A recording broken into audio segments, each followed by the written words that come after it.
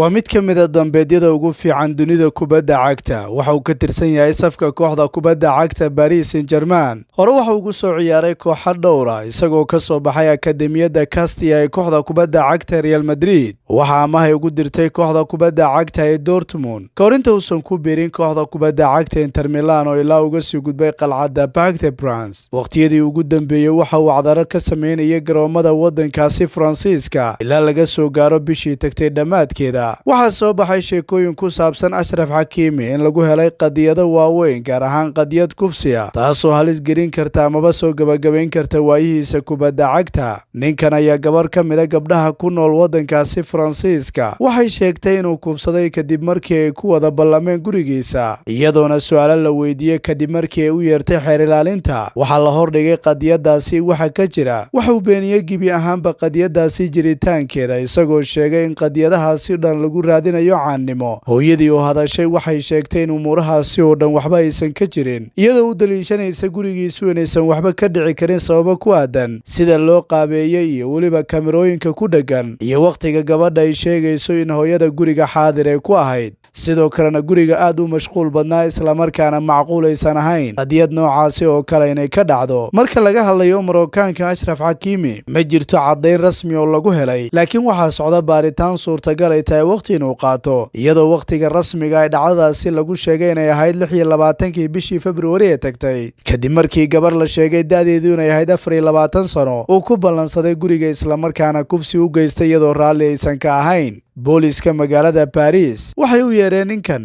iyagoo su'aalo dhowra weydiiyey, laakiin ilaa hadda wax badan lagama oga wixii booliska iyo Ashraf ay ku sheekaysteen. toddobaadkan waxaa sidoo kale soo korortay qadiyad weyn oo ah Hiba Cabouk, waa gabadha u dhaxday wiilkan Marookaanka. waxay sheegtay gebi ahaanba inay xad u yeeshay islamarkaana ay ku heshiiyeen in gurigoodii muddo soo dhisnaa in halkaa lagu ekeeyo amaba gebi ahaanba ay ku kala tagaan nolosha. Hiba waa asalkeedu Tunisian Libyaan ah. bayaan ay soo dhigtay barteeda rasmiga ayaa waxay ku sheegtay in xaqiiqadu ay tahay mid qaraar islamarkaana waqti ay ka fakarayeen umuurtan. waxay tiri waxaan go'aan ku gaarnay waalidka carruurteeda iyo aniga inaan soo gabagabayno cilaaqadeennii guurka, halkaas ayaan xad uga dhigaynaa. waxaa la sheegay markii qadiyadan ay soo baxday Hiba inay ka dalbatay furiin islamarkaana mashruucooda nolosha ay ku kala tagaan. waxay sheegtay ilbiriqsiyo qurux badan iyo kuwa qaraar bay la soo qaadatay, laakiin nasiib darro mashruucii qoyska ay wada dhiseen taasoo keentay jirkeeda iyo nolosheeduba inay u hibayso. waxay tiri waxaan dareemayaa qaracan iyo waxyaabo badan oo dhacay, iyadoo sheegtay in qadiyadan inay tahay mid aad u halisa islamarkaana midda laysku tuhmayo aysan fududayn, laakiin wax walba waxay sheegtay in lagu kala bixi doono waddada cadaaladda. Ashraf